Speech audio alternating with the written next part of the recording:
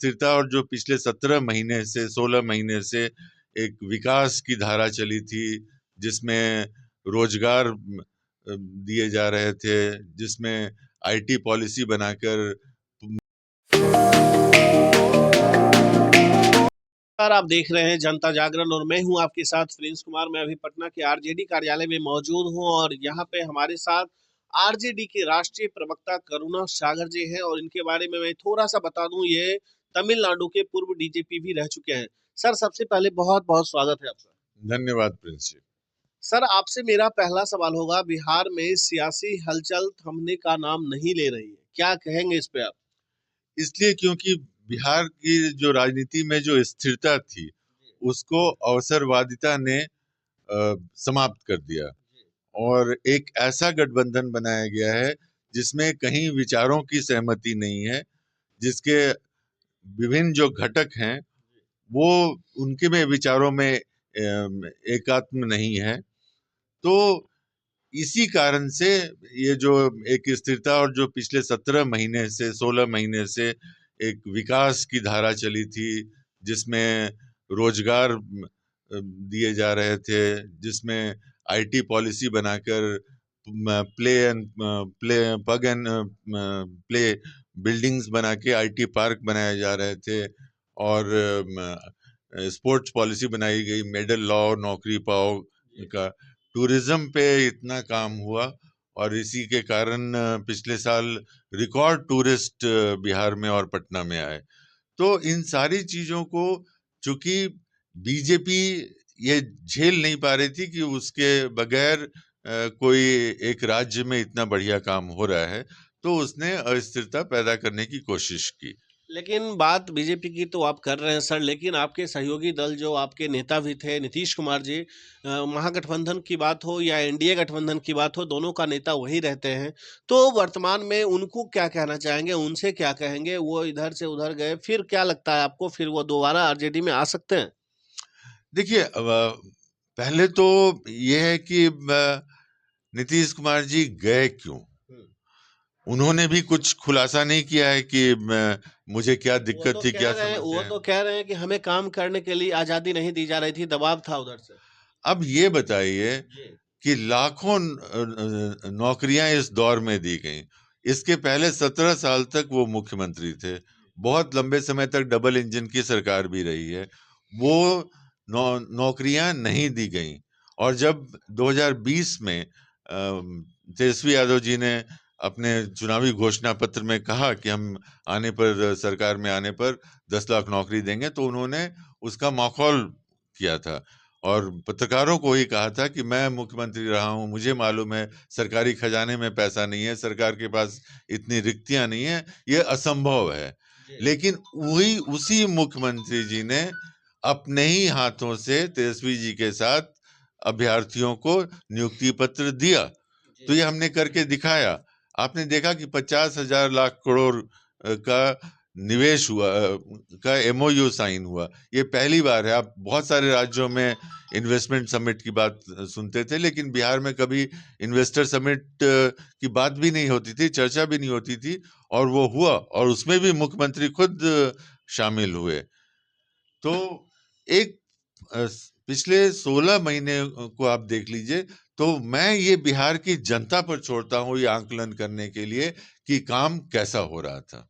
लेकिन एक बात बताइए सर, जिस तरीके से आप भी काम की बात की, नीतीश जी भी वो बात का जिक्र करते हैं और वो क्रेडिट किसे जा रही है? लोग, तेजस्वी जी कह रहे हैं कि ये क्रेडिट मुझे मिलनी चाहिए, लेकिन नीतीश जी कह रहे हैं कि मुख्यमंत्री तो मैं ही था, मैंने ही किया है। उन्होंने क्या किया?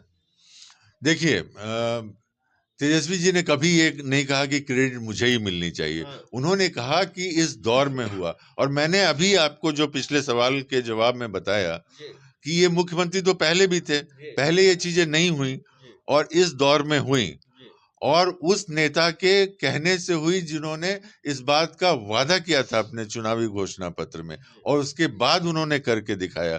तो जनता, आज अगर आप बिहार में घूमते हैं, यहाँ के खेत खलिहानों में, गांव में चाय की दुकान पर जाकर बैठिए, तो इस समय इस राज्य के युवाओं को तेजस्वी यादव एक हृदय सम्राट की तरह दिखते हैं, और उन अपना भविष्य वो तेजस्वी यादव जी के भविष्य के साथ जोड़कर देखते हैं। ये एक सम्राट चौधरी सर, जो अभी फिलहाल बिहार के उप मुख्यमंत्री हैं और बीजेपी के प्रदेश अध्यक्ष भी हैं, उनका बयान आया है आज सुबह सुबह। वो कह रहे हैं कि खिलौना हम तेजस्वी यादव के लिए लेकर आएंगे, जो उन्हें खेलने के लिए दे देंगे और वो खेलते रहेंगे। अब ये खेल खिलौने की भाषा मुझे तो समझ में आती नहीं है।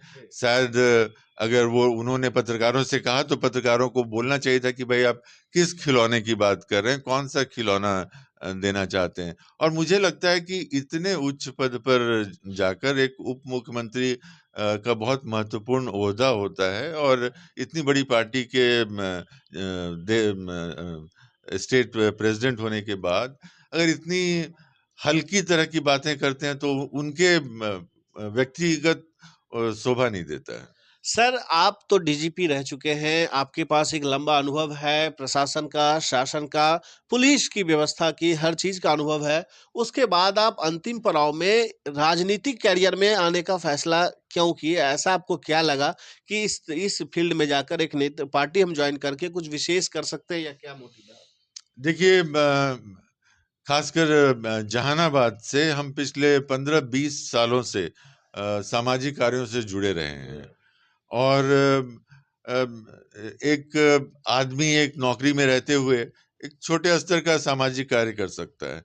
तो जब मेरा रिटायरमेंट हुआ 31 मार्च को, उसके बाद मुझे याद है 12 अप्रैल को जहानाबाद के सभी बुद्धिजीवी लोग इकट्ठा हुए, जिसमें सभी पार्टी के लोग थे, सभी धर्म, जात, महिलाएं, पुरुष सभी लोग थे।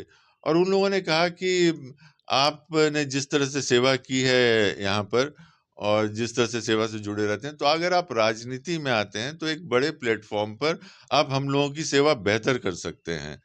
तो मुझे उनकी बात अच्छी लगी और उसके बाद फिर हमने पार्टी में ज्वाइन करने की पहल की। लेकिन आरजेडी ही क्यों सर? आरजेडी इसलिए क्योंकि मेरे पिता खुद गांधीवादी थे जी, और वो अधिकारी थे सरकार में, इसके बावजूद पूरी जिंदगी उन्होंने खद्दर पहना जी, और उनके संस्कार मुझे मिले हैं। जी, मैंने जो पढ़ाई लिखाई की और जिस राज्य में हमने नौकरी की, ये सब एक सामाजिक न्याय, समता मूलक समाज, एक ऐसे समाज जिसमें कोई छोटा नहीं हो, जन्म से कोई छोटा नहीं हो, बड़ा नहीं हो, कोई कोई शोषित नहीं हो, कोई शोषक नहीं हो।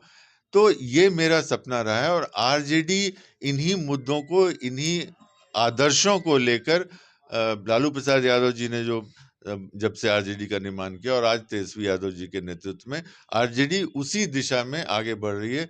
तो मुझे इस धारा से जुड़कर एक आत्मसंतुष्टि महसूस हो रही है। आगे सर आखिरी सवाल है आपसे। 12 तारीख को फ्लोर टेस्ट होनी है बिहार में, बिहार विधानसभा में क्या होगा? कुछ खेला होगा या बस सामान्य तरीके से बहुमत साबित कर देगी एनडीए गठबंधन? देखिए उसके बारे में मैं कुछ भी नहीं कह सकता हूँ क्योंकि ना मैं कोई ज्योतिष हूँ और ना मुझे कोई ऐसी खबर है कि कौन क्या करने वाले हैं।